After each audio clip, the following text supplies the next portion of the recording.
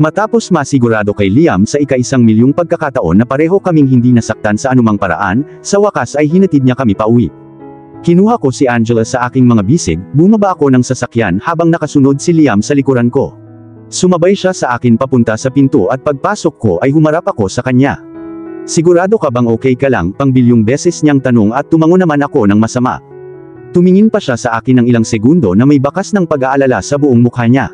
Hinawi niya ang isang hibla ng buhok na nakasabit sa nakalugay kong nakapusod sa likod ng aking tenga. Muli niyang hinalikan ang noo ko sa pangatlong beses, habang ang labi niya ay dumikit doon ng ilang segundo. Pagkatapos ay hinalikan niya ang noo ni Angela habang nakangiti ito pabalik, mahal na mahal siya nito. At ipinulupot niya ang kanyang mga braso sa amin at magiliw na sinabing, "I will always protect you both." Paalis na gaya ng dati, sabi niya, "Sorry." At pinanood ko siyang tahimik na bumalik sa kanyang sasakyan bago ako muling sumulyap. Parang normal lang ang sumunod na araw, pero may takot sa loob ko na paano kung may mangyari. Nagsimulang bumangon ang takot sa loob ko nang makita ko ang ilang nakakatakot na mukhang lalaki na gumagala sa paligid ng apartment. Mabilis kong denial ang number ni Liam na binigay niya kahapon. "Anong nangyari, Aliyah?" Tanong niya na mabilis na kinuha ang telepono sa pangalawang ring. May mga kakaibang lalaki na nakatago sa paligid ng apartment, nakakatakot silang tignan at "Whoa, calm down darling. I actually sent those men, they are there to protect you both, don't worry," putol niya. Gumaan ang pakiramdam ko sa kanyang mga sinabi nang masabi kong okay. "Are you both okay?" tanong niya.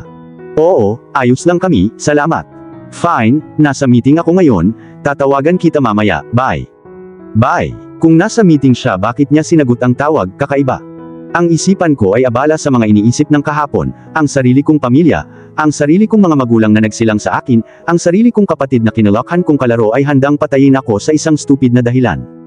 Muntik na niyang hilahin ang gatilyo at kung hindi dahil kay Liam, namatay na sana ako at namatay pa ang anak ko bago pa man magsimula ang buhay niya. I felt so depressed about my life, akala ko magiging okay na ang lahat pero hindi pala, lumalala ang lahat, araw-araw.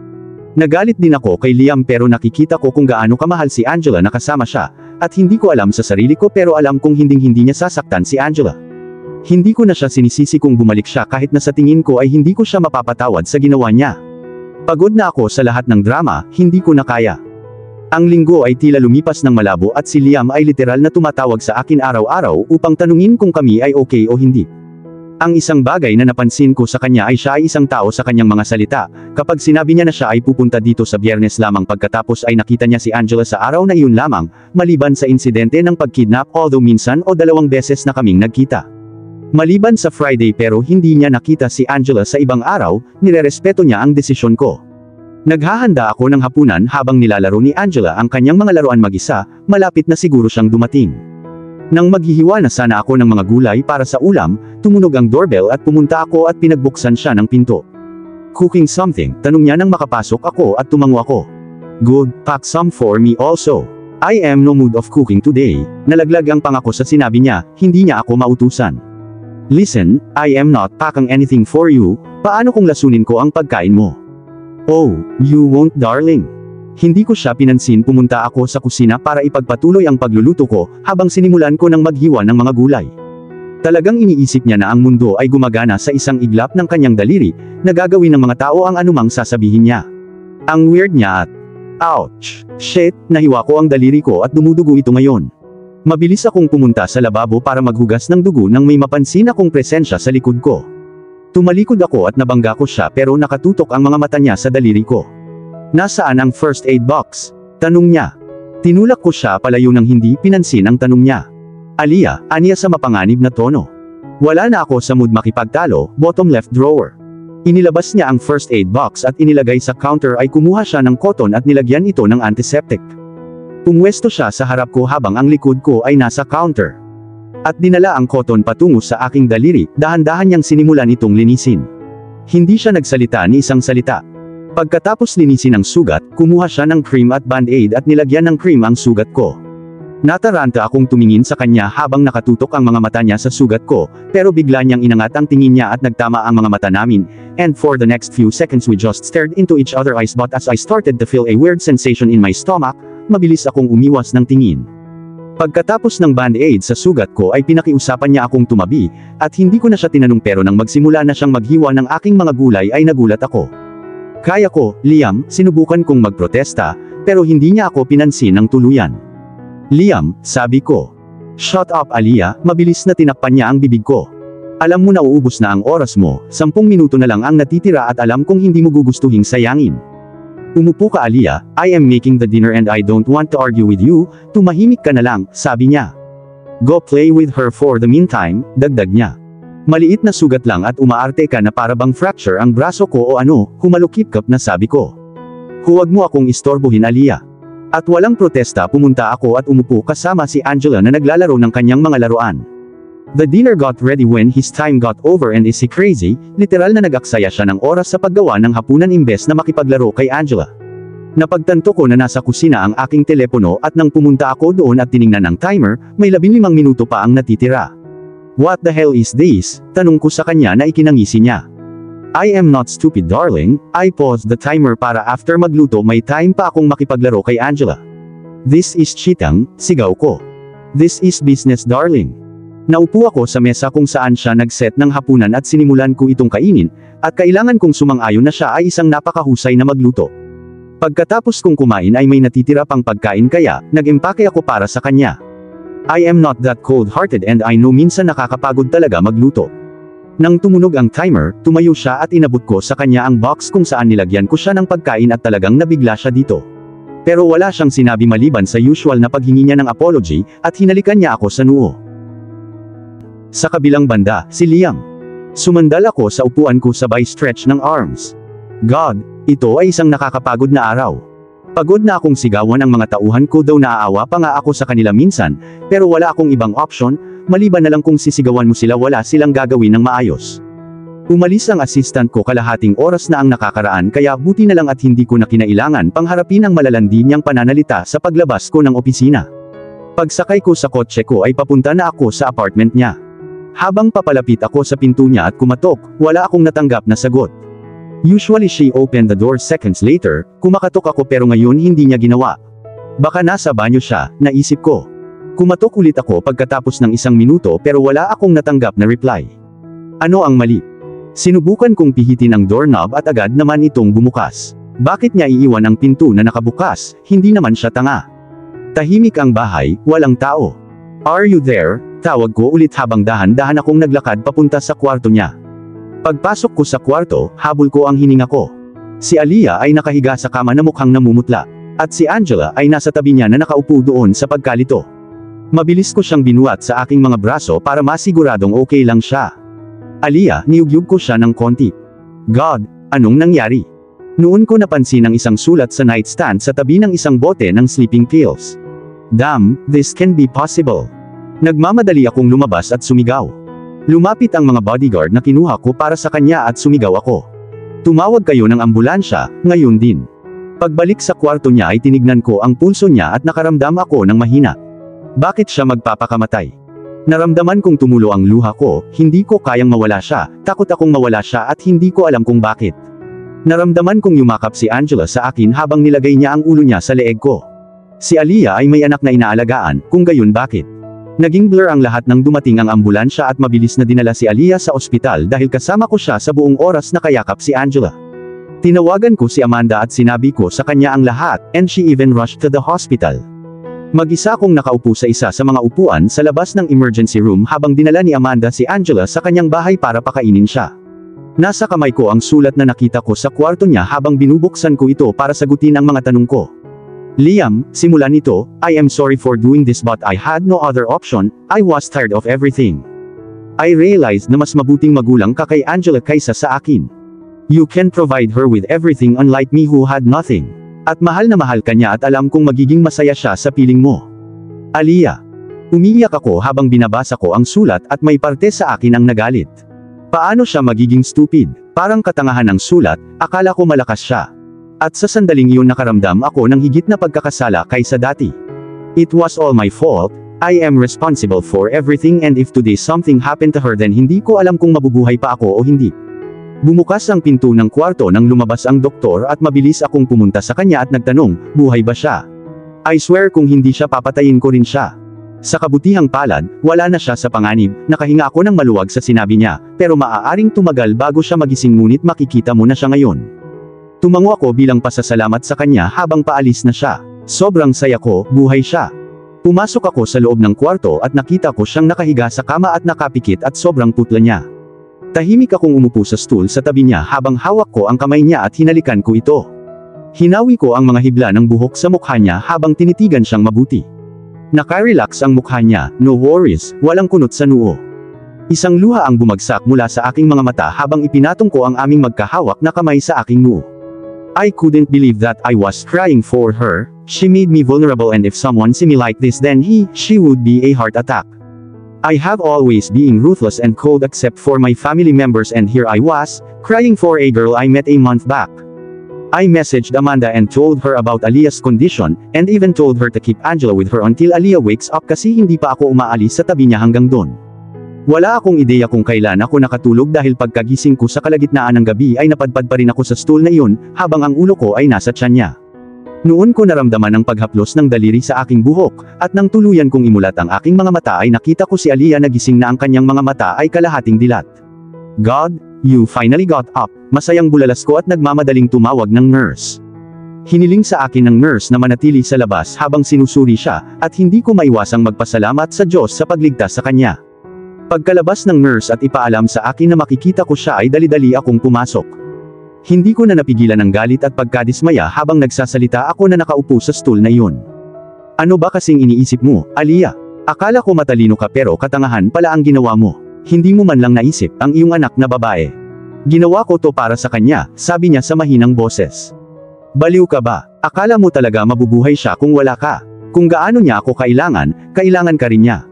Iniangat niya ang ulo niya dahil mukhang malungkot siya. Look, sabi ko sabay hawak sa kamay niya, kailangan tayong dalawa ni Angela, isa lang sa atin ang hindi makapagpapalaki sa kanya. Kailangan niya ng ama pati na rin ng ina. Your family loves and care for you, Liam. Mahal at inaalagaan ko si Angela, at kahit mahal mo siya pero sino ang nag-aalaga sa akin? Nabasag ang boses niya habang nilunok ang bukol na namumuo sa kanyang lalamunan. Bumaon sa puso ko ang mga salita niya, at talagang nalungkot ako para sa kanya. I do care for you, Aaliyah, and I am not saying that out of pity. I really do, and trust me, and I will always be there to care for you. Pinunasan niya ang mga luha sa kanyang mga mata. Ano ang dapat kong gawin? At ang mga sumunod na salitang lumabas sa bibig ko ay ikinagulat ko. Marry me, Aaliyah. Nanlaki ang mga mata niya sa gulat habang hindi makapaniwalang nakatingin sa akin na nagulat pa nga ako. Just marry me, Aaliyah, we can both take care of Angela like that better. And I would be able to make sure that you don't pull such a stupid and foolish stunt ever again. I won't marry you, maikli lang ang sagot niya, malamig, at sapat na para durugin ang puso ko. You don't even like her, then why did you get disheartened at her rejection? I was disheartened at the fact na tinanggihan niya ako. Girls are mad after me, and here I am asking her to marry me and she rejected me like as I was no one. Listen to me, just try to understand what I am. Sinabi kong no, Liam. At tinakpan ko ang bibig ko dahil sa hiya at galit. Asan si Angela? Tanong niya pagkatapos ng ilang minutong katahimikan. She is with my sister, Amanda. Don't worry, she's safe. And now go to sleep. Pagtayo ko, hinalikan ko siya sa noo habang nakahiga ako sa couch sa kwarto. Habang nagising ako ay sinubukan kong iunat ang aking mga kamay, ngunit sa halip ay bumagsak ako sa sahig ng may malakas na kalabog. Dam nitong sopa, bakit napakaliit nito? What happened? Nagulat na tanong ni Aaliyah sa ingay ng pagbagsak ko, pero nang mapansin niya ako sa sahig ay hindi niya napigilan ang tawa niya. Bumangon ako na nahihiya pero tinatawanan pa rin niya ako, at for the first time in my life nakita ko siyang ganito. Parang himig sa pandinig ko ang tawa niya at hindi ko maiwasang ngumiti pabalik sa kanya. Lumabas ako ng kwarto at pagkatapos kong magayos ay bumili ako ng almusal para sa amin. Ipinaalam pa sa akin ng doktor na maaari siyang ma-discharge ngayong gabi at talagang masaya ako. I made her eat all the breakfast kahit hindi pa siya handang gawin iyon. Pagkatapos naming mag-almusal ay pumasok si Amanda kasama si Angela sa kanyang mga kamay. Tumango siya kay Aaliyah na binigyan siya ng isang maliit na ngiti at iniabot sa akin si Angela na nagsasabing, I will be outside. And with that nag-walk out siya. Sinenyasan ako ni Aaliyah na ibigay sa kanya si Angela, at nang gawin ko, yumakap si Angela sa kanya habang marahang hinahaplos ni Aaliyah ang kanyang buhok, may luha sa kanyang mga mata. I'm sorry, Angel, sabi niya sa kanya at saka siya tumingin sa akin at sinabing, I'm sorry, Liam. Nagkibit balikat ako at sinabing, ang pangunahing bagay ngayon ay buhay ka at ipagpasalamat mo iyon sa halip na humingi ng tawad. Saying na lumabas ako ng kwarto para salubungin si Amanda at tinawag ko pa ang pinaka hindi inaasahang tao sa mundo. Sa kabilang banda, si Aliyah. Hindi ko alam kung ano ang sumagi sa akin na nagtangka akong magpakamatay. Kahit kailan hindi ako ganoong klase ng tao. When I saw Angela I felt so guilty and I realized na tama si Liam, kailangan niya kaming dalawa. But that marriage thing, it completely took me off guard. Hindi ko inaasahan na sasabihin niya iyon at hindi man lang tanong kundi isang pahayag. Nakauwi na ako nang ibinaba kami ni Liam at patuloy niya akong sinasabihan sa buong oras na huwag na ulit gumawa ng ganoon, at kahit na tama ang sinabi niya, pero nagkunwari ako na parang hindi ako interesado sa mga salita niya. Pagkatapos ng isang oras ng pag-uwi ay tumunog ang bell, at nang buksan ko ito ay naroon si James. Talaga bang pinapunta niya si James para bantayan ako? Okay lang ako James, pasok ka. Pagpasok sa loob ay inilagay niya ang hapunan sa mesa habang tinitigan akong mabuti. Hindi ko akalain na tatangkain mong magpakamatay, noong sinabi niya sa akin na nabigla ako. Hindi rin ako makapaniwala na may ginawa akong ganun pero, hindi ko alam kung anong nangyari, kibit balikat ko. Wag na nating pag-usapan. Mag-dinner ka na Aliyah or else papatayin ako ni Mr. Parker and if you need something then just call me, okay. Tumango ako at nagpaalam na umalis na siya. Siguro noong sinabi ni Liam na may pakialam siya sa akin ay tama siya. Kinabukasan ay ganun din, nagising ako, uminom ng gamot, pinaliguan si Angela at nag-breakfast na kaming dalawa. Well I mean nag-breakfast ako habang si Angela naman ang may gatas. Bandang 12:00 ng tanghali, dumating si Mrs. Williams upang tingnan ako at sa palagay ko ay sinabihan siya ni Liam, binigay niya sa akin ang tanghalian na ginawa niya. Pagkaraan ng isang oras ng pagtiyak na ako ay kumakain ng lunch at ako ay okay, siya ay umalis. Muling tumunog ang doorbell at napagod na ako sa pagdinig nito. Binuksan ko ang pinto para makaharap ang isang babaeng medyo mas matanda sa akin, teka naalala ko siya, sister siya ni Liam. Hi, Aliyah, bati niya sa akin na may ngiti sa labi. Hi, sorry I forgot your name, sabi ko sa kanya na parang nahihiya. No problem dear, I am Amanda, sister ni Liam. Alright, Amanda ang pangalan niya at parang nakita ko na siya sa kung saan, no, hindi sa ospital pero noon pa man. Anyway pinapasok ko siya at umupo siya sa sofa habang katapat ko siya. Actually, pinapunta ako dito ni Liam para masigurado na ayos ka lang dahil alam mong hindi mo siya magugustuhang nandito, medyo na-guilty ako sa sinabi niya habang nakayuko.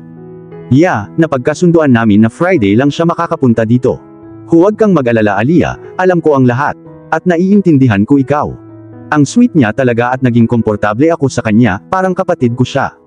If you don't mind me asking, can I meet Angela? You know I saw her photograph and when I met her the day before yesterday in the hospital, I just fell in love with her, masiglang sabi niya. Sure, tumayo ako at pumunta at binuhat si Angela sa kwarto niya. Oh my gosh, Angela, bulalas niya nang iabot ko siya kay Amanda at umupo.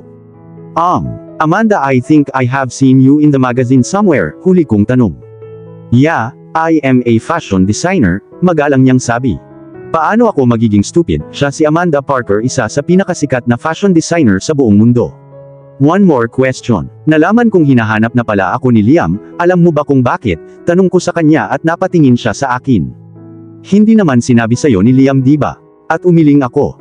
Actually, guilty talaga si Liam sa nangyari nung gabing yun sa club, nalungkot talaga siya and for the first time in his life tumigil na siya, every week may iba siyang girlfriend pero after that hindi na siya nakipag-date. He was hellbent upon finding you so that he could make up for his mistake, kahit anong pilit kong ipaintindi sa kanya na hindi niya talaga pagkakamali pero. Nagalit ako sa huling pangungusap niya at pinutol ko siya. Anong ibig mong sabihin hindi niya pagkakamali? So, wala siyang sinabi sa'yo. Si Liam ay nadroga Aliyah, ang mga kaibigan niya ang nagdroga sa kanya at pinilit siyang gawin ang lahat ng iyon. Hindi niya sana ginawa ang ginawa niya sa kanyang matino na estado. Namanhid ako sa sinabi niya, nadroga siya. At all this time hindi niya sinabi sa akin yun.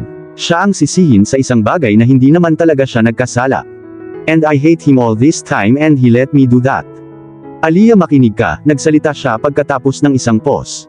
Hindi ko sinasabi ito dahil lang sa kapatid niya ako at hindi ko hinihiling na patawarin mo siya ng ganito kadali pero please, bigyan mo lang siya ng pagkakataon, handa siyang magbago at gawin ang lahat para mabawi ang kanyang pagkakamali. Dahan-dahan kong tinangwan ang ulo ko habang nagre-rehistro sa isip ko ang mga salita niya. Nang makitang medyo hindi ako komportable, awkward siyang bumangon habang ibinalik sa akin si Angela bago hinalikan ang kanyang pisngi. I should be going, take care Aliyah.